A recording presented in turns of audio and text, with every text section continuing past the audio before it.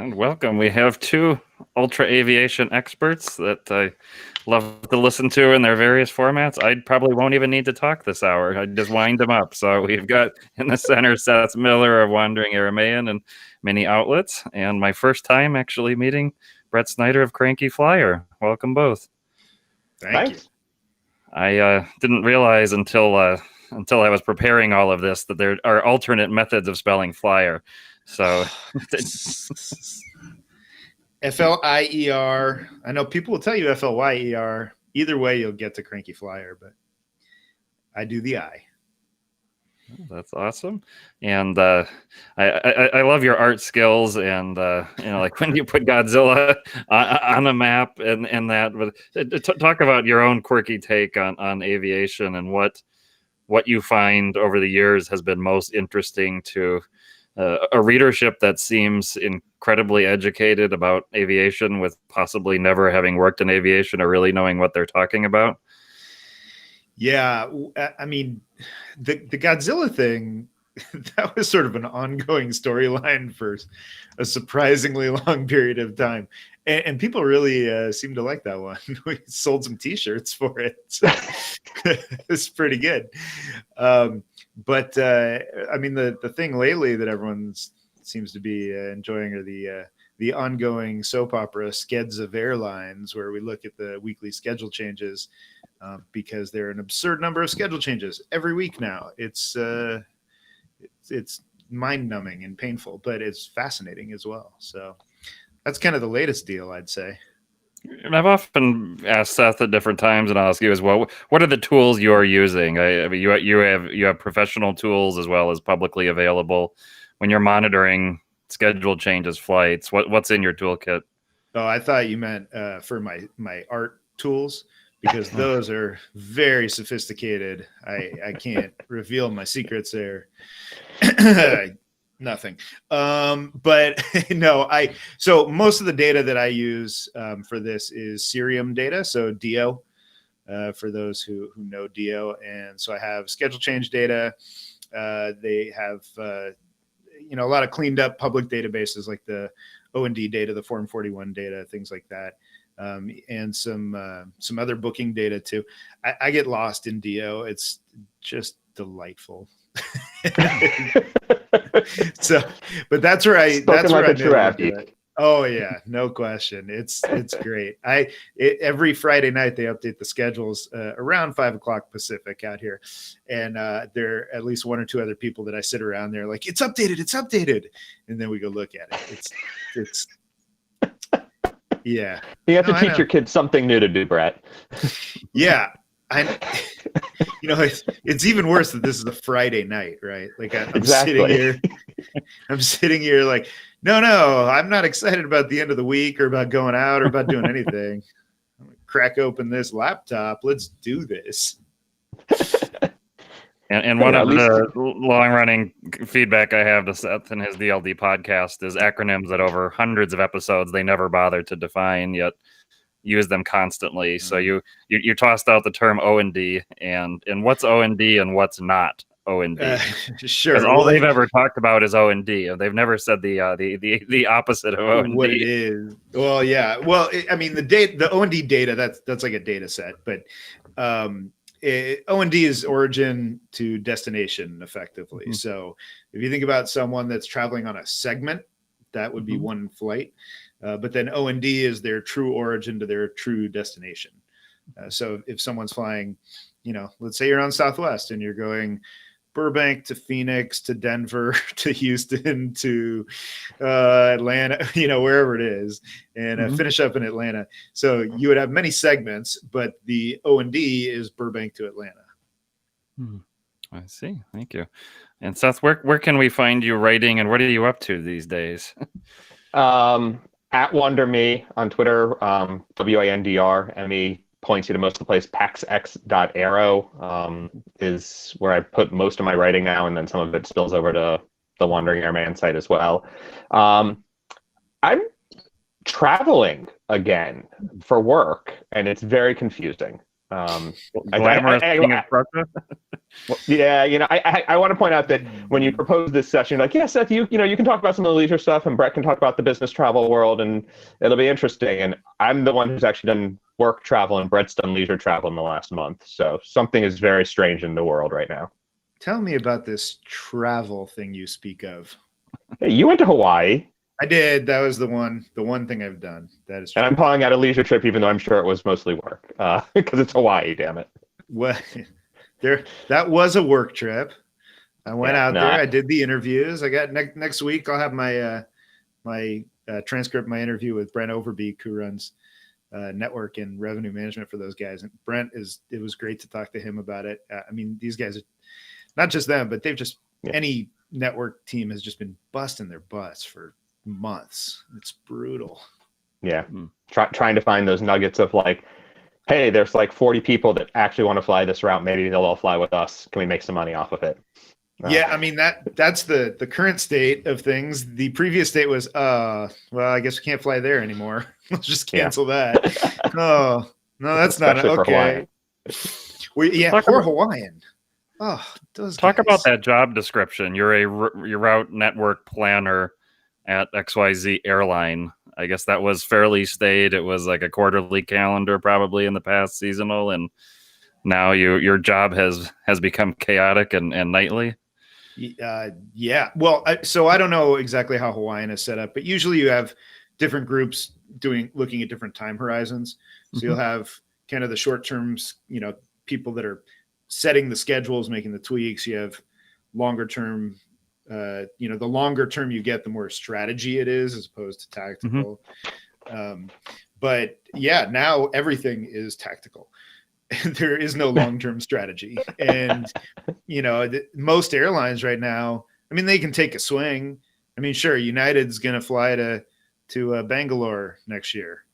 And maybe. JFK. Yeah, well, JFK, I believe, will happen. But who knows if Bangalore is going to happen when they say it is. It's hard to know, right? Because there really is no long-term.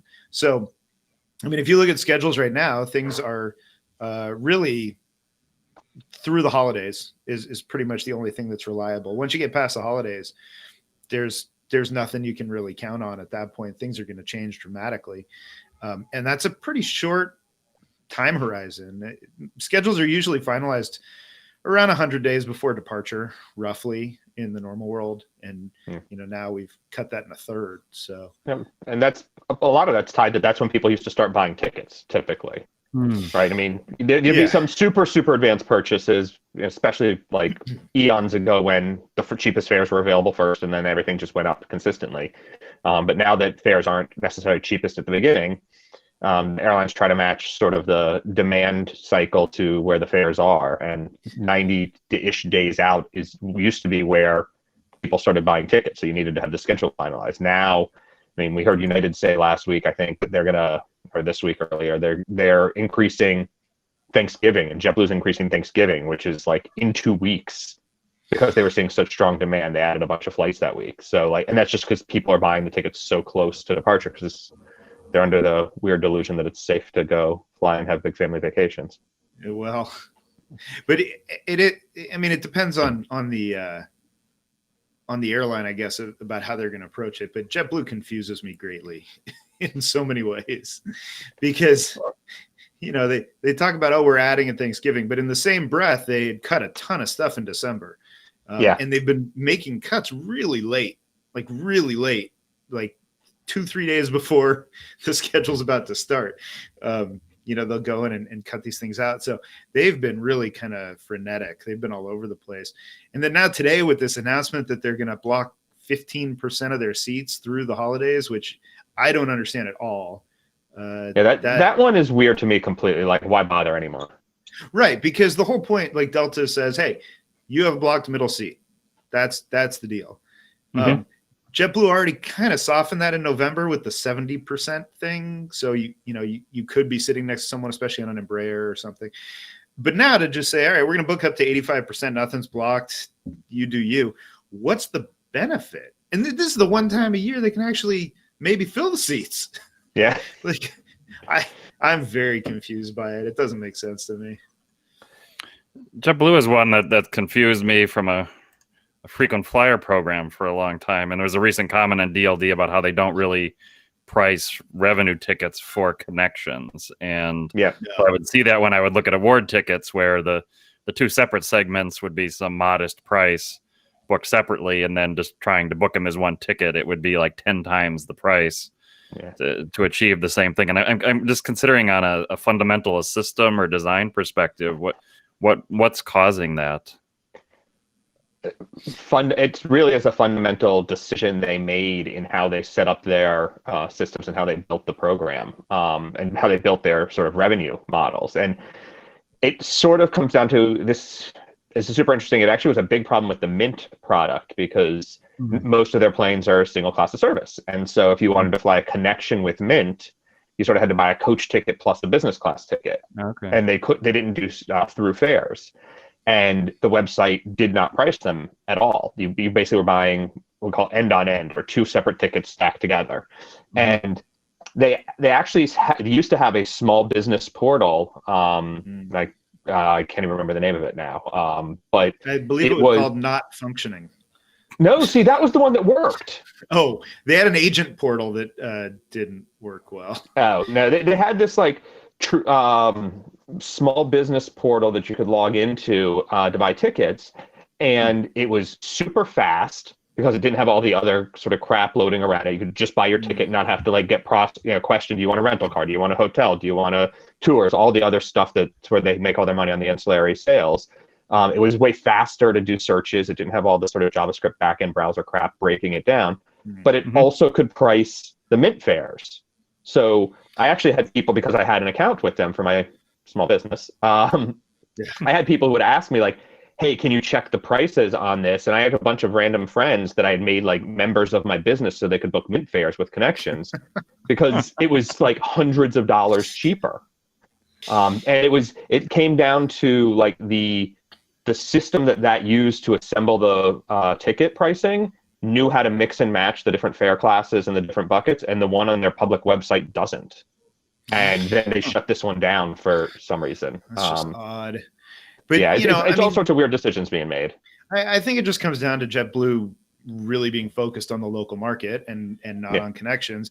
And so that part of that is simply just a factor of where they're flying. They're on the edges of the country for the most part, and so not as many connecting opportunities except for upstate New York since the beginning.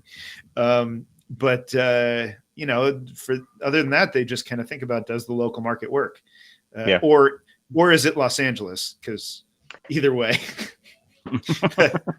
That's a different issue. But there's so much stuff that I just find frustrating that doesn't work. Like when we book our clients on JetBlue, and granted, I haven't tried this in a little while, so maybe they fixed it since, we haven't had much to book lately on them. But if you wanted even more space, you couldn't do it in the GDS, and you couldn't do it on the website. You had to call them because it just, kind of a basic thing like, hey, we want to give you more money. No. Okay. Let's see how we can do this. So eventually they'll figure those things out, but they still think of themselves as a leisure point-to-point airline for the most part. And, that's kind of their jam. And you have insight into the business contracts world. And I'm curious, certainly if we take my spouse as an example, Delta's been our main airline, but she flew JetBlue Mint once and said, I never want to fly Delta again. And he said, well, there's limited options for this throne seat that you particularly like. But does having a product that loved by so many travelers make a dent in business contracts, or it just doesn't work that way? I mean, it better. If it doesn't, then they're in trouble.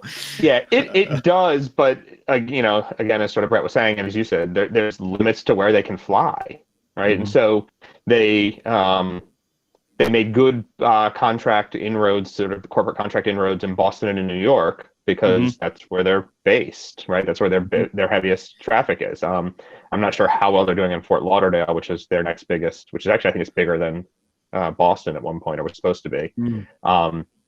But you also can sort of look at the destinations and the routes that they were serving, and like Boston to Nashville, Boston to Detroit, Boston to Chicago, Boston to Atlanta. They were trying to make business routes out of Boston because that's where their customers wanted them to go. And then you got to sort of, hope enough of them, switch business over to start flying you. And that's the real challenge. And right now, I mean, who the hell knows what's going to come back? But even before, it wasn't always a big win. No, I mean, I think business has always been tough for them because they just aren't really built that way. But certainly they have in Boston. I mean, they have the most utility of anyone. And in New York, depends on what airport you like and, a million other things, but still tremendous utility there. So, they should be able to do something, but it's not just about having utility. You need to have capable sales teams that can provide the level of service and agency support and all this kind of stuff, which, maybe JetBlue's built it out a little bit locally, but they certainly have nothing like the legacy guys, not even close. No. And so that's a problem for sure. But when you talk about Mint specifically, look, a lot of that is leisure travel. I mean, it's you look at some of the stuff they do, especially on Saturdays, right? When they're not flying as many Caribbean routes. stuff. Like St. Lucia. They're going to fly LA to, what is it? San Jose or Liberia? It's either Liberia or San Jose. I forget they're which. doing both. I think Liberia is the one that they're doing in Mint, but I can't remember. But yeah, they're putting it on some like pure leisure routes on the off-peak times. But then ultimately, New York, LA, New York, San Francisco, Boston, LA, San Francisco, and then they put it on thinner ones too. They had it on, New York, San Diego, New York, Seattle. Those always stayed cheaper. Vegas, although Vegas doesn't surprise me because there are enough people that would pay for that. But look, overall, it works. I mean, it's not, when you look at it, it's not a huge cabin, right? It's not like United trying to sell 46 Polaris seats on their new JFK service to the West Coast. Well, I was going to get there because you did write about United prepares to lose a lot of money on JFK return. So well, we can get there. But for JetBlue, it's only 16 seats, right? So they don't have that many they're trying to fill. And, I think it's done really well for them. That's definitely a shining star, but I don't know how much it's done for them from a business perspective and what it's opened up, because still, Seth, you talk about Nashville or Minneapolis or Chicago or whatever. Those are all coach. Sure, you have extra legroom and a TV, but I think most people would rather fly Delta or Boston, New York, take your pick what airline it is, but, get that upgrade even on an RJ. Still probably rather have that. So, it's an uphill battle when you don't have the complete product like that. Yeah. I mean, just a random aside and fun sort of historical note. JetBlue did at one point finally sort of semi-officially made upgrades at the airport available for free for mosaics to even more space. When they first launched the program, it was not going to be part of the program, and then they're like, "Oh, okay, fine." I think I won this negotiation, convinced the guy running the program to add like a small number of free upgrades to even more space as part of the status, but they didn't have the technology to track it. Because it wasn't built into their frequent flyer program. It wasn't built into their PSS, which is the departure sort of management system. It wasn't built into any of those things. They had a shared spreadsheet that the Mosaic agents would watch on the phone, like who worked the phone desk could all access. And like you had your frequent flyer number and then like which flights you got upgraded on, and then you eventually ran out. So like they made it work, and then they're like, this is stupid, we're never going to do this again. And they got rid of the benefit because it wasn't worth it. And it was easier just to tell people at the airport, if someone asks you, say yes and be nice to them. And then, they put in the form, like the screen pops up, like change seat. Okay, are you going to charge them? Yes or no? Why not? Type Mosaic and be done with it, right? So if you get audited, it's not a problem. But they've done some interesting things. But this sort of goes back to, what you're talking about with the infrastructure and what they're built for. That wasn't part of it early on. Wow. They're not the only one with that problem. Talk to Southwest about technology. Hey man, they got a new system now. It's great. They have a new reservation system, a backbone. Still got to build everything on top of it, though. Yeah. I still can't book a multi-city trip on Southwest.com.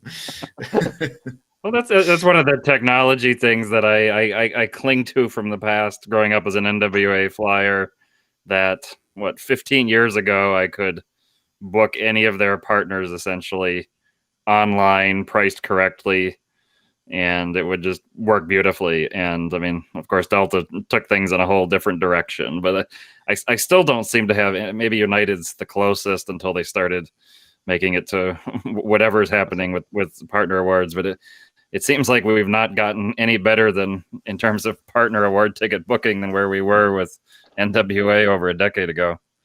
Delta's going to tell you that those are priced perfectly. Thank you very much. Yeah. Doesn't matter what it is. It's priced right. Well, it's not entirely the pricing. I mean, it was early this year before the pandemic stuff.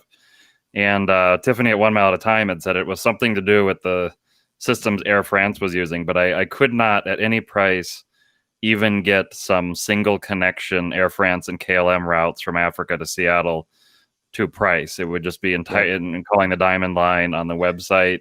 It was, you could get Cape Town, Johannesburg, but it was like you couldn't even get Dar es Salaam, even though it was, totally legal connection. And she was saying, oh, it's like the systems don't even talk to each other because Air France is doing something with fare buckets, and Delta just won't even update the site to accommodate. And it just mystified me that we had gone so far backward in that case that, even a basic one connection, major cities, I couldn't pull off. I couldn't get Boston, Seoul, Singapore to book all on Korean on the 90-minute connection that it's designed to run. They wouldn't sell it. I eventually called in and got someone to manually price it and made it happen, but that was a miracle. So, which airlines have made progress in the customer-facing technology?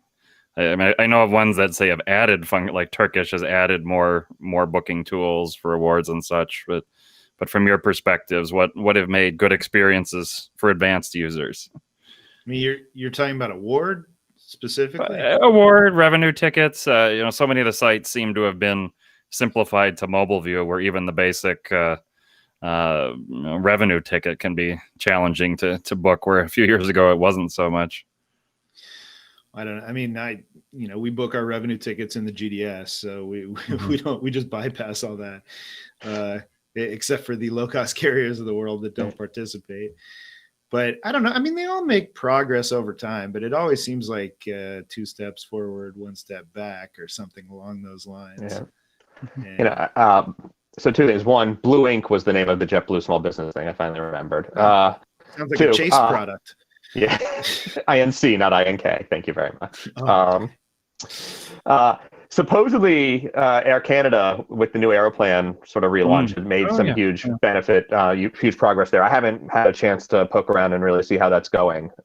So I don't know if it's true, but supposedly they did some good things with their interface there, making a lot of the stuff sort of bookable online, web, or whatnot. I will say I had to change and cancel a few flights this week, and the whole no change fees anymore thing has gotten super interesting in terms of how that works. Like a Delta flight, I couldn't use the credit I had until I went back and actually selected in my profile that I had the credit. Oh, yeah. And then did the search first, and then did the search. Yeah, which is obnoxious.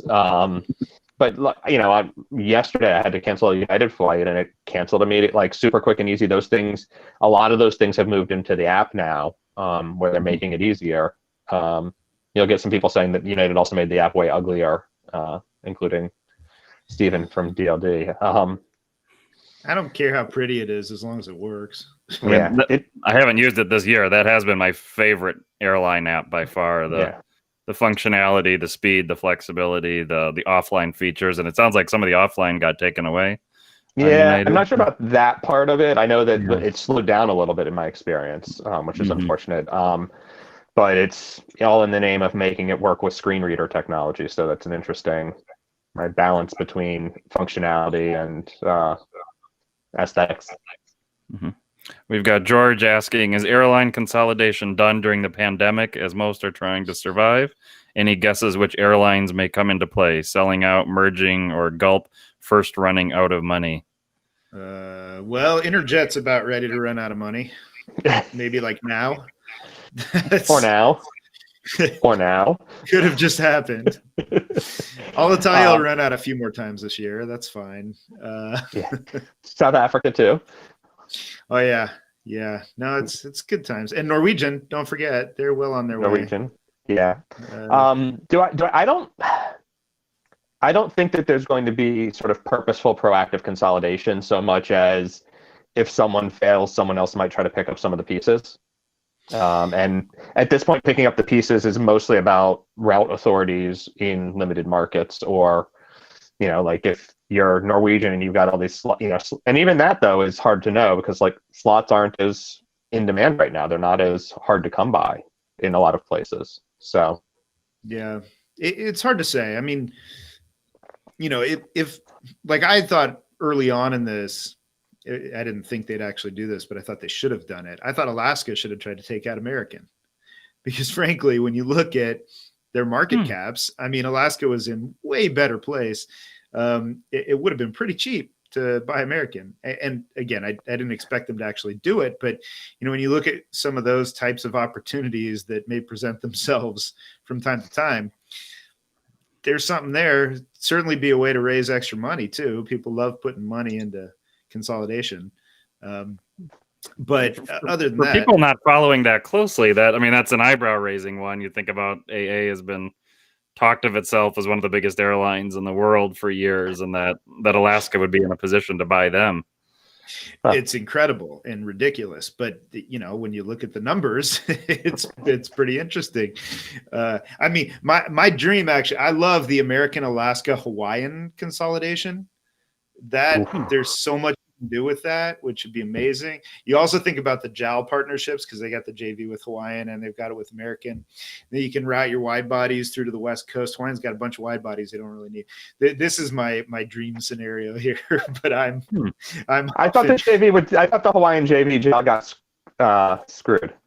It did, and then I think didn't they resubmit, and then it was okay, or was the new one finally okay? I think it's pending again, maybe. Maybe it's still pending, but they made some changes. I mean, they'll get something through on it, I'm sure, just a matter of when. But this is all just total random wish list kind of things. In terms of actual occurrence, I mean, I just don't really see that there's much reason for that to happen unless there's bankruptcy or something where you could really just, kind of clean it out and do something with that. I don't know. Dumber things have happened. Did you see Ben Valdanza a couple weeks ago, probably now, suggesting that someone should probably go bankrupt to use Chapter 11 to discharge a bunch of debt, and American should go first? American has the most to get rid of. But it was actually this amazing. He wrote it like a column on Forbes, I think, and whatever. And he was writing, and then all of a sudden he's like, "And American should do it first, and then United should follow right behind them." I was like, "Whoa, naming names here." Yeah, well, it's aggressive. Yeah, it's especially when he's still on the board of directors for an airline. But that's a fair point as well. But to me, you don't want to go into bankruptcy. I mean, there's a lot of risk when you do that. Just ask Horton. You can lose control of the thing pretty quickly, and you're going to anger a lot of people, especially if you have a bunch of cash and if you're trying to kind of cut them out and renegotiate all your debts and everything, even though you aren't at a point where you'd have to walk away from it. I mean, to me, this is an airline issue, and if people own equity and debt, and they can fight all that out, but inevitably someone then wants some taxpayer handout or something, and it turns into this whole big stupid mess. It wouldn't shock me to see an airline go into bankruptcy, but they've bulked up on cash so much that I don't think it's going to happen anytime soon. Yeah, I think looking into next year at the earliest for any of the U.S. carriers, certainly. Yeah, I mean, right. I mean, they have so much cash that they should be all right for a while. And certainly American has lower amounts of cash than others as a percent of their revenues, and they have huge amounts of debt. So they need things to get better sooner rather than later. But they're still good for a little while without having to take drastic measures here. But I mean, that's when I would think consolidation would potentially become more appealing than it is right now. But you never know. And especially around the edges. I mean, regional consolidation could be a real possibility. That's still in the an area US or elsewhere. I mean, Oh, I was thinking like, are you talking like regional, like the regional carriers, the RJs, or Yes. like, Yeah. okay. I was We've already seen a little bit of that. Yeah, you've seen some of it for sure. You've seen a lot of just shut down. Yeah. But you still That's have a version of consolidation. It is. But you still have Mesa sitting out there. You still have Air Wisconsin sitting out there. And how does that all exist? I mean, I think it's mystifying to a traveler to, like, they have a problem with their flight, and the major airline they bought the ticket from says, "Oh, well, this is our flight operated by, Sky Mountain South Central." That sorry good. about it. And this whole stew of shifting responsibility and cutting labor costs and all that. I mean, I'm curious that the history of how it came to be this way. I can imagine why regulatory they've just been able to go at it, but it's just a puzzle when you see all these names. Yeah, and there are a lot fewer than there used to be. I mean, Delta only has 3 now, which is pretty remarkable. I think to somebody that doesn't know this concept, that sounds remarkable. Right there, that Delta's an airline that has 3 other airlines doing its business for what percent of their flying? I don't know. I can pull up Dio. Do you have Dio on the pillow next to you at night too? I do. We cuddle. It's uncomfortable for everyone, especially my wife. Yeah, I mean, it's a significant portion, and it came out of, back in the day, you used to have the trunk airlines, the trunk carriers that would fly all these routes, and they didn't want to fly to all these little cities, and so they pushed them off to the local service guys, and things just kind of kept getting pushed off and off and off, and then as the hubs came into existence, then they wanted those passengers, but they didn't want to operate those flights, so they pulled in a lot of these like 9-seat little props buzzing around to kind of come in, feed the hub, and started around the 80s is when I think the first of those relationships really started to occur, after deregulations, when you saw a lot of that. But then, over time, they realized, oh, hey, these guys can operate for a lot cheaper. And so they, it used to be more turboprops, 20 to 30 seats, 19 to 35, that kind of range. And then in the early 90s, they got into the regional jet thing with the 50-seaters, and then they got into the 70-seaters, 76-seaters, and they're kind of at a point now where it's fairly steady. There's little change going on, but I think we just ended up where we are because of compromise over time with labor. Is how it got here.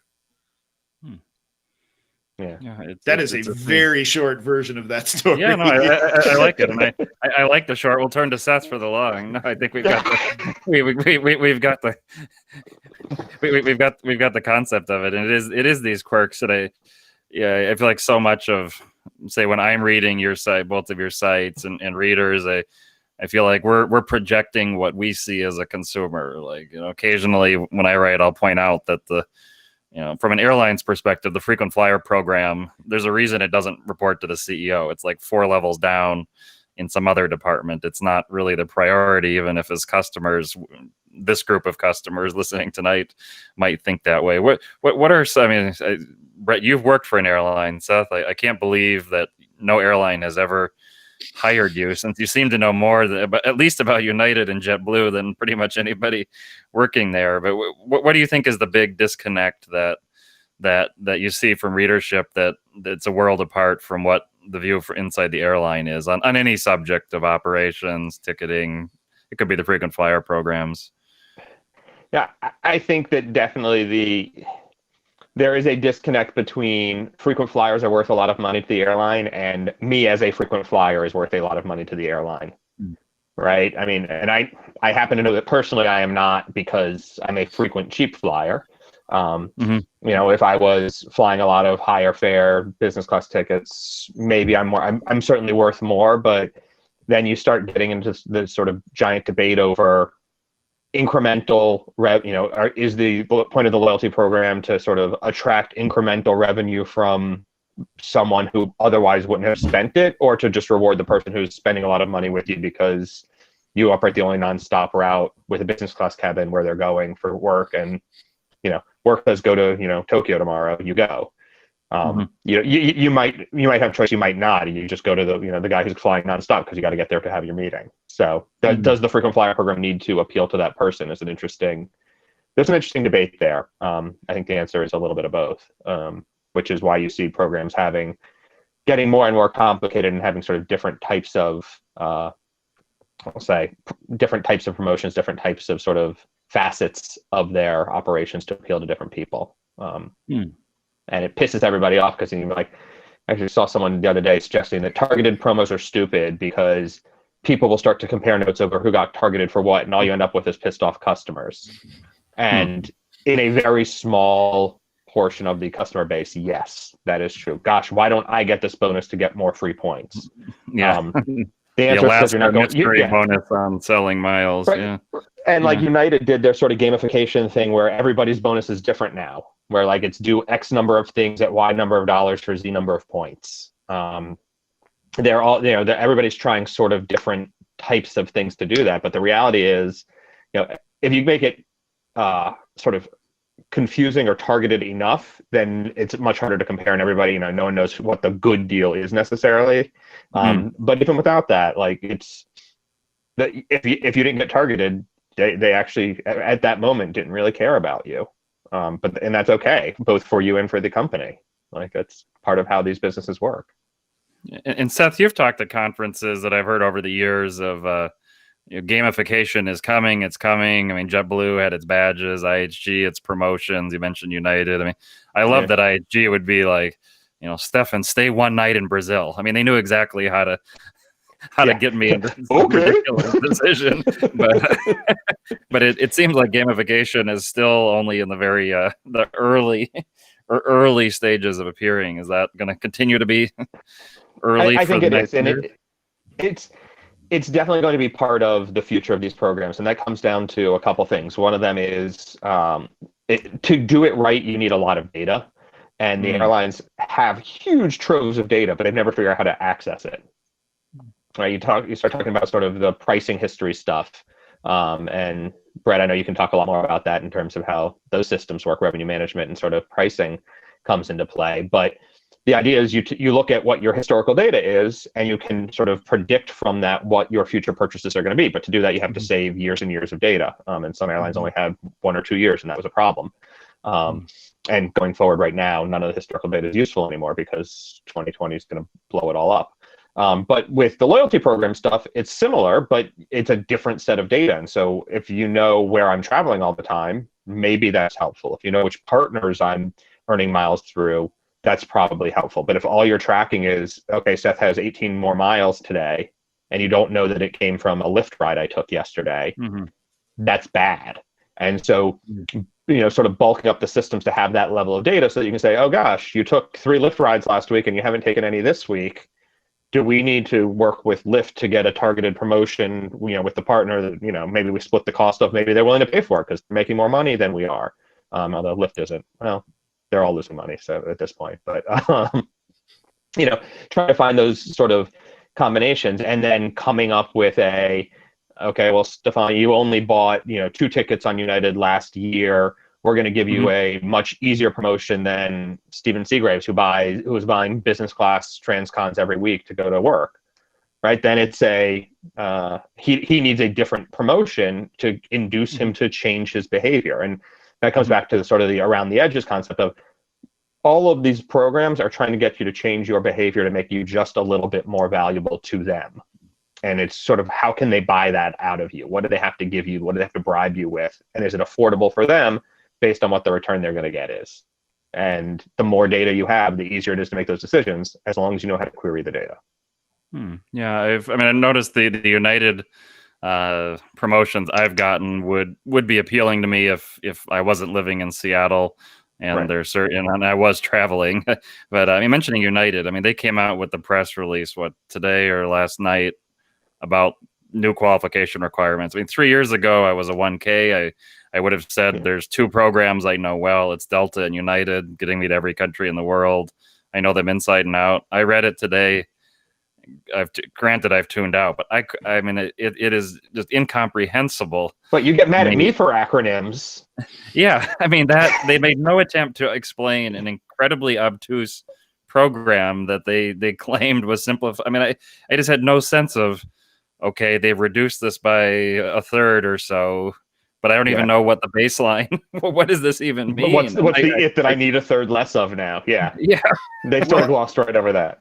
And not only that, but they reduced the qualifying requirements, but then they gave you a head start, and then they also give bonuses on earnings. So they just have hit it from every possible corner. Yeah. And we wrote that. So we have Cranky Daily, which is our subscription daily news. We kind of do the top 5 news stories as we see fit every day.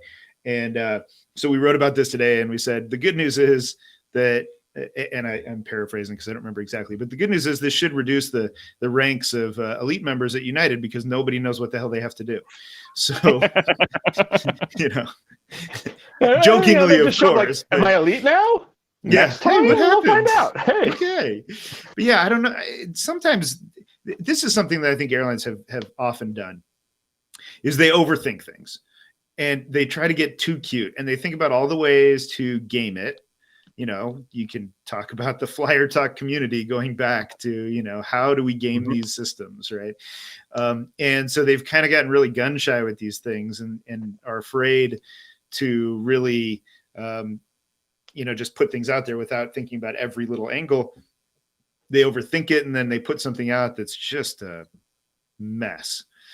And I understand it. I know why it happens, but this happens throughout the airline in different areas where things just are more complicated than they should be. And as a former pricer, I can attest to that as well, just on the revenue pricing side, that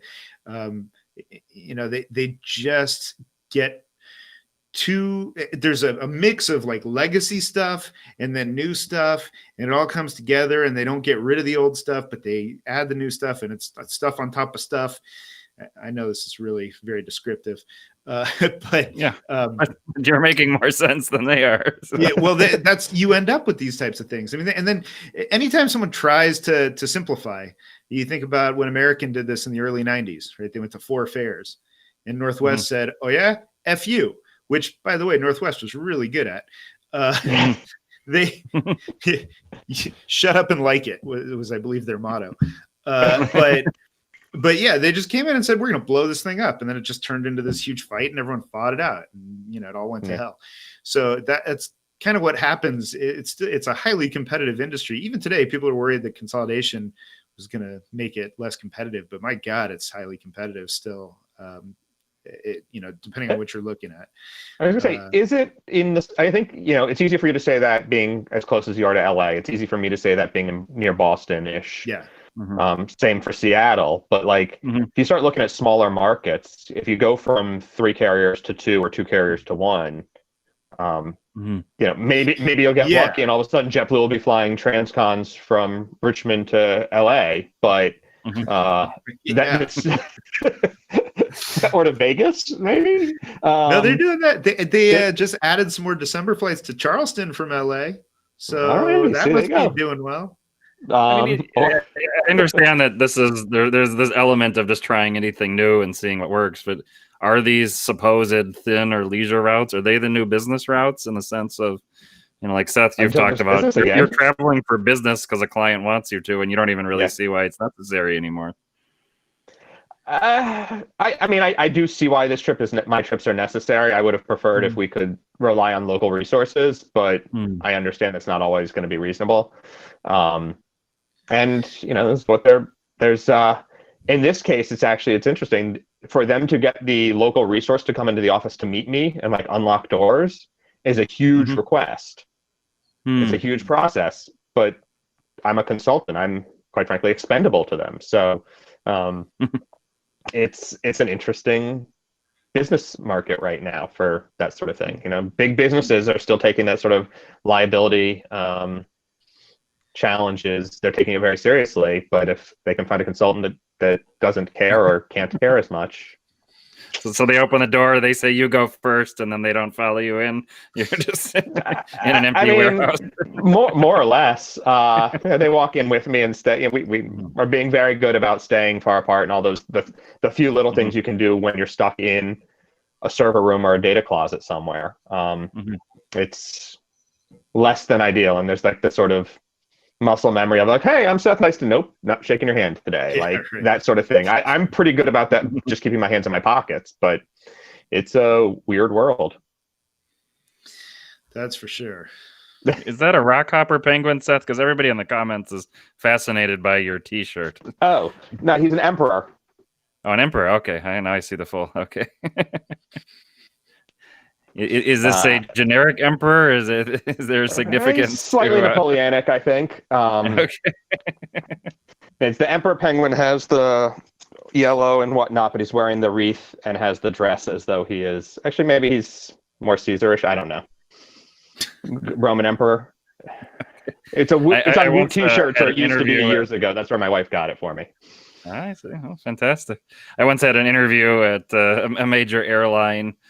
Just that had come out of a happy hour conversation, and booking me at 6 a.m. out of Newark on a employee fare that obliterated all my status benefits was enough to say I'm not going to be taking it. But it also struck me how everybody I met that day seemed to have no interest in travel or flying, and these were on the frequent flyer programs and club lounges and all that. But it struck me that it was just another boring corporate job in cubicles, and I'm wondering how many people is that an aberration, or is that really what it's like for those that are dreaming of working at whatever airlines HQ?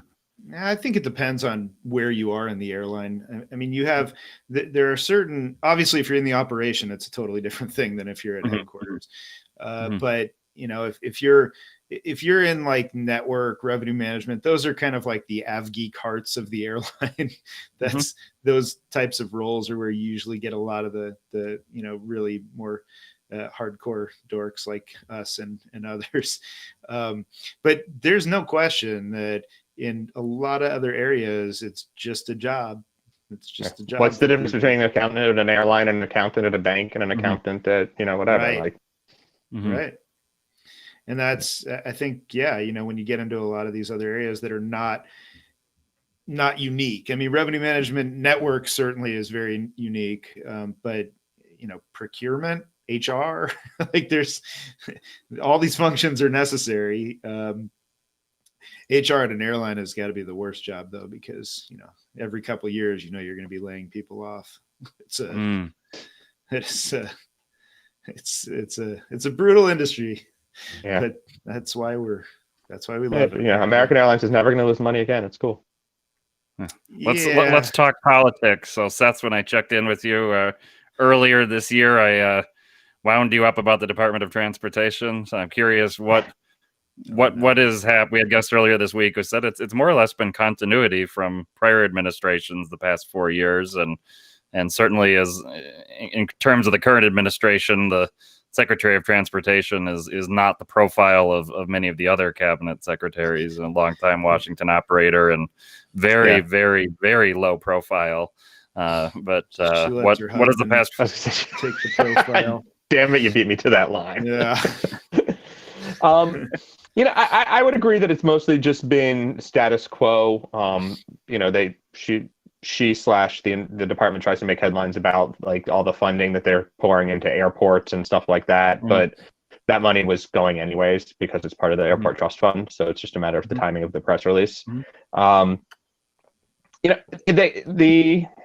agree that the DOT hasn't done much for good or ill. I mean, they have they walked away from some of those consumer rules that the Obama administration had. I mean, they've done a few things to kind of back off as the Trump administration wanted to kind of reduce. Yeah, they backed off of what did they buy? They backed off of mistake fares.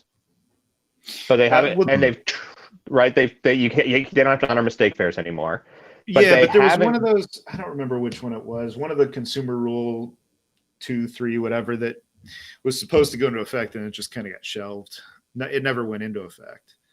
I don't remember which one it was. Yeah, but I know that I think we agree they haven't done that much. It's been a pretty quiet DOT, and I think the general belief is, hey, you can kind of get away with anything if you want, and no one really cares. It's a lot different than. I mean, certainly right now the DOT isn't enforcing any rules with respect to sort of customer service or refunds. Air Canada, you sons of.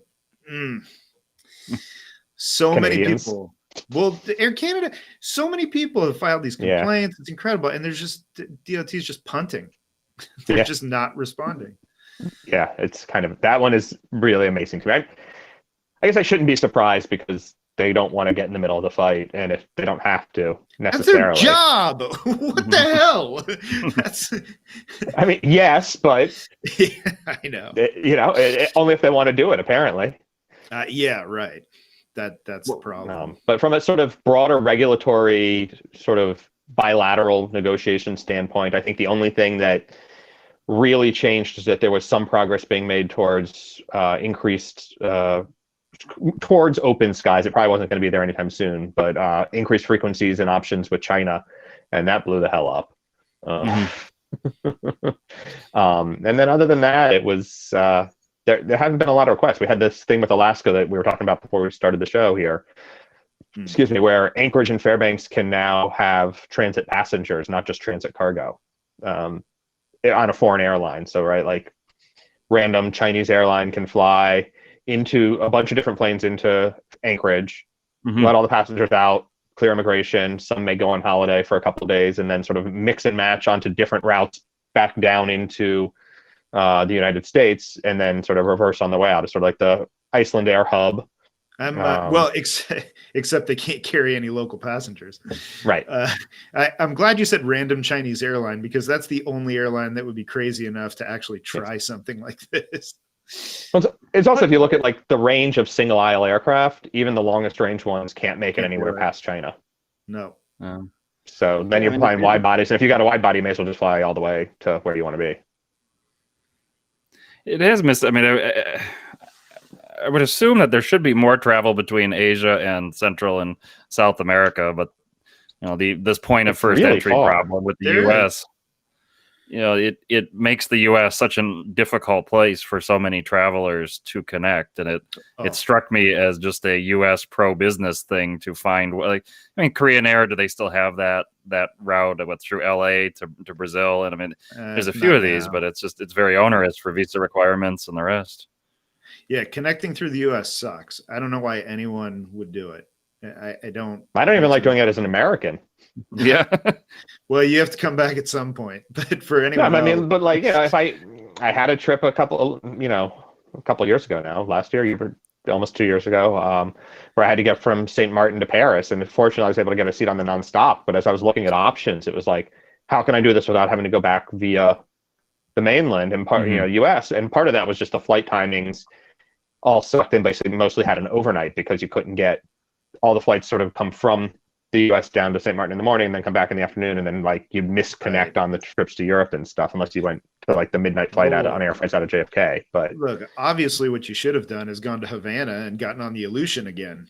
I did that once. I can only dip into that well I so remember. many times. I loved reading that. I was like, dude, I thought you were gonna die. You and me both. Getting laughed at when I tried to recline the seat. That was the best part. The diplomatic couriers who were across the aisle from me as I was trying to figure out how to make the business class seat recline and like the footrest come up. And just two guys across the aisle just laughing at me. And then I looked over like, what? And he points and he's got his feet up on his suitcase. And that's his footrest. I was like, oh, okay. That would have been a trip. Oh, yeah.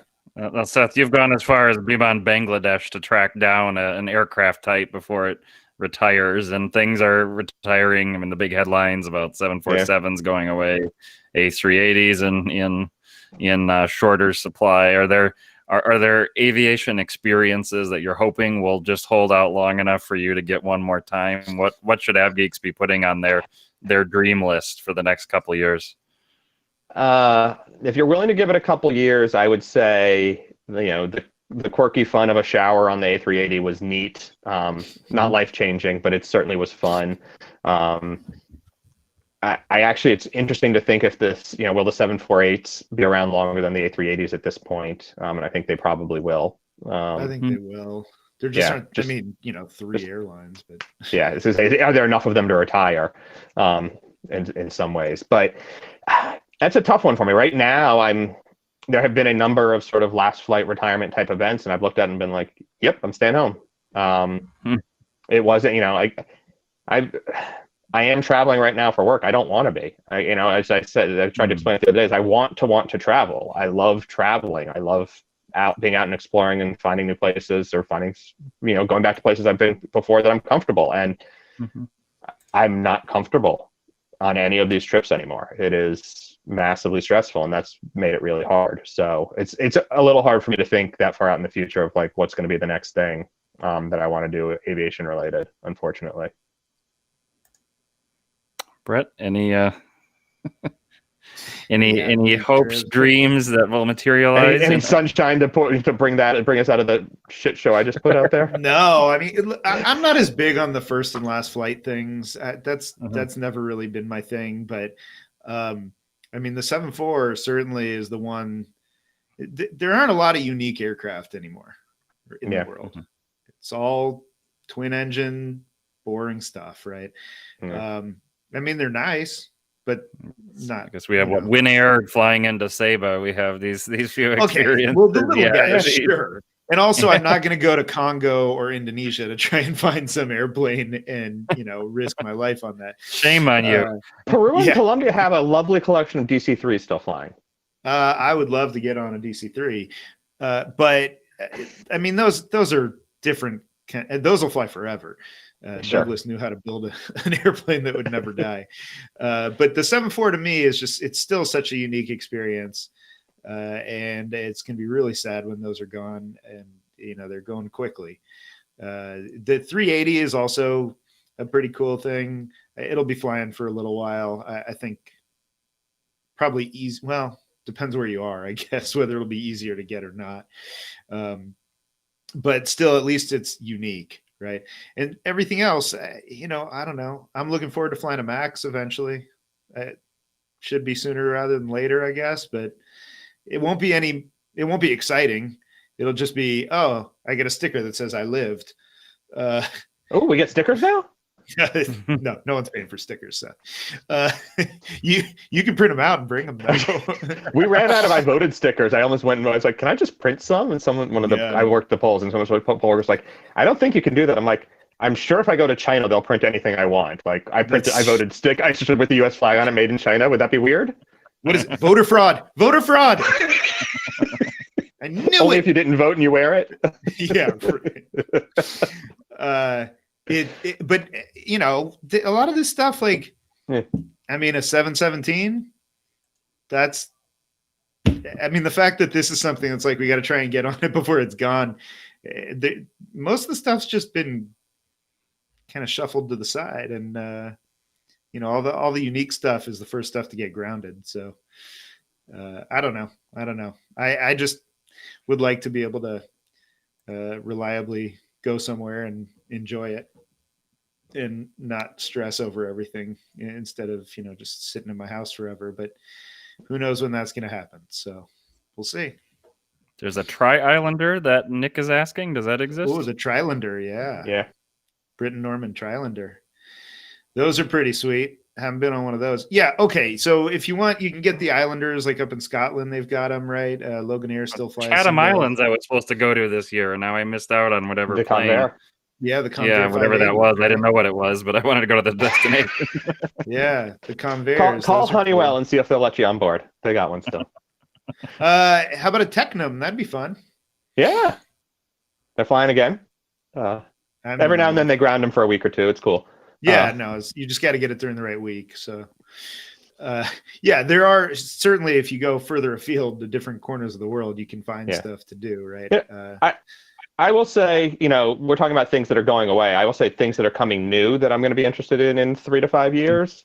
The electric planes. I think talking about Technum, John Ostrar had a good story out today on the Air Current about their electrification plans. There's a couple other companies out there. There's one up in Seattle. Are they still there?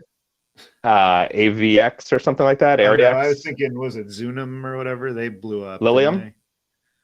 No, don't know. Lilium's. I don't know. There's Lilium in Germany that just announced that they're going to build an vertiport airport sort of space in Orlando in 2025-ish.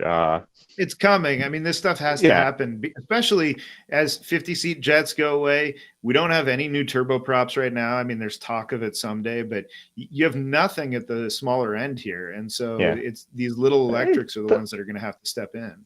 Those Embraer renderings are sexy, right? Okay, we'll see if it gets better.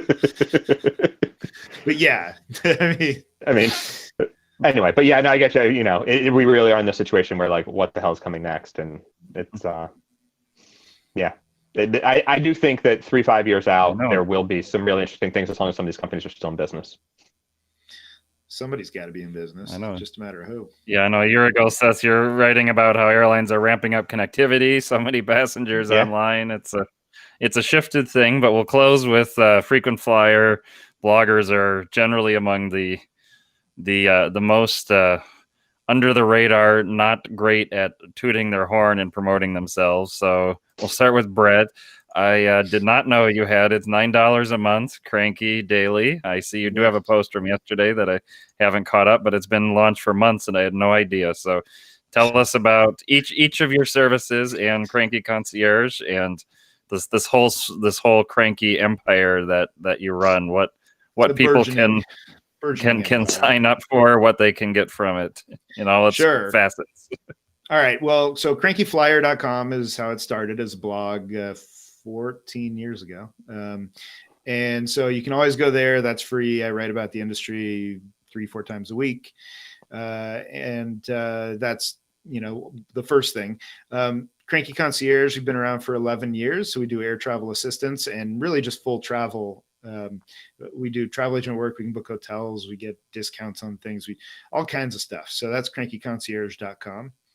Everything for travel needs there. Cranky Daily, you just mentioned, that is, we do the 5 top stories of the day, Monday through Friday, and a little potpourri and throw in some stuff there as well. But $9 a month, and it's really just snarky as hell usually. So we just it's no fun to just regurgitate. So we do that. And we have merchandise that we've been selling, like T-shirts with aircraft designs and stuff. Those are linked from Cranky Concierge and Cranky Flyer into the Cranky Gear page. And then we just launched Cranky Network Weekly, which is more targeting the investment crowd, Wall Street crowd. It's a subscription product that looks at the top trends that come out each week and schedule changes. And we do like a more in-depth look into it. We've kind of done a soft launch on this, but it's a quick turnaround to get things that come in on Friday night to people that could have a lot of money riding on these things. We get it to them by Sunday night. And, it's usually like about 6, 7, 8 pages, something like that, going through that. So that we're just getting started, but that's crankyflyer.com/CNW. Fantastic. And I've shared several of these in the show notes, both on YouTube and Facebook. Seth, great. Every time I check, you it's not just soft launch. You build new useful tech tools and don't tell the world they exist. So I'm really good at that. And then complain that I never make any money on them and throw them away.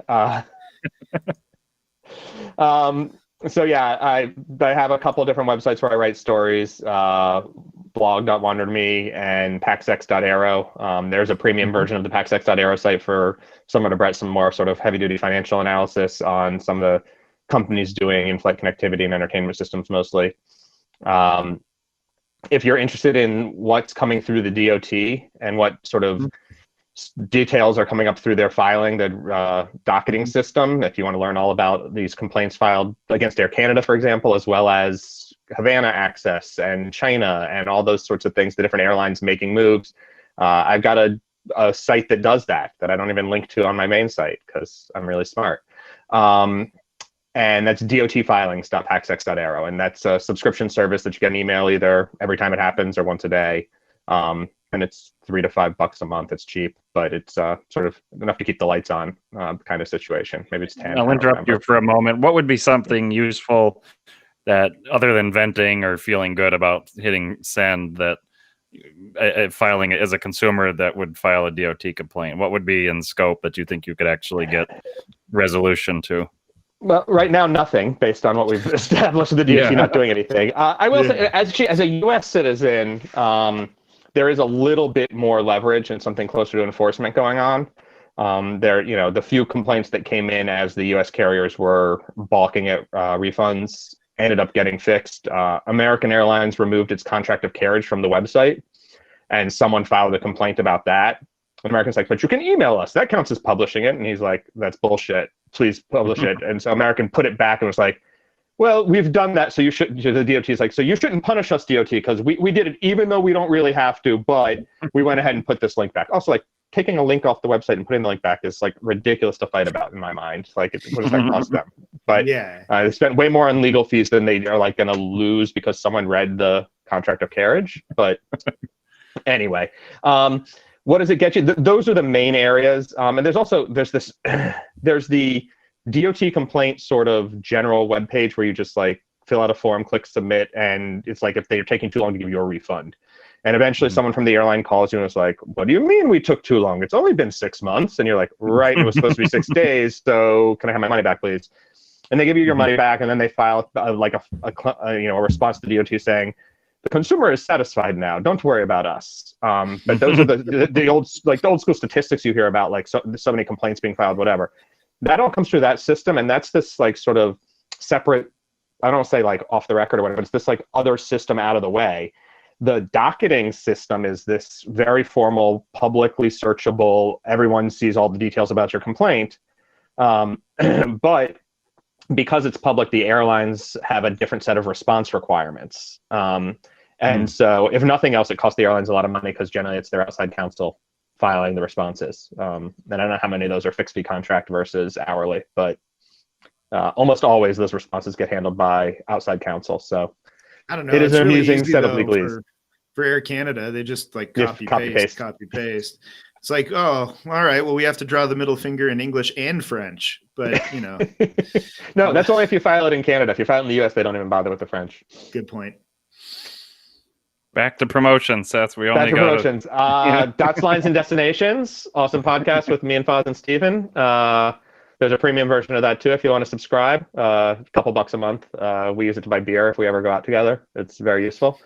And if you actually show up where we are when we're out, drinking, you get a free beer too, usually. So, do I do anything else? I put a link into not the blog, but the wander.me travel tools, which are separate from the tools on the blog.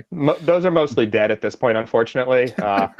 Awkward story is that my laptop crashed like 3 years ago, and I don't remember how I built the site, and I can't find the software to like manage the original build, and I haven't had time to rebuild it all. So, and a lot of the tools, like the Hotel Hustle stuff, was great when hotels were paying commissions, but they all started taking away the commissions, and now it's even that they've restored commissions. But if you book the member rate, like that 3% savings for being a frequent guest, whatever, that 3% is the commission that they normally would have paid me, and so they don't. Those are non-commissionable rates now. So it's like, I can't make any money doing this, and I'm a nice guy, but I'm not that nice. And just today, if you want a text message about the COVID testing rates in New York City by zip code, I deliver that now roughly noon every day. You can get an update because a New York State senator was asking if that was something that was doable. I'm like, yeah, I mean, programming, it's easy. The problem is paying for sending all those text messages and getting people to care. He's like, no. And I was like, yeah, watch. And so I built it. I'm going to try to get Illinois included also because I think they have the data. I really need something better to do with my life. All right. Well, thank you both. That's a terrible plan. It's disgusting. I know. We'll work on everybody's marketing pitches. Go with you all. Thank you, Brett.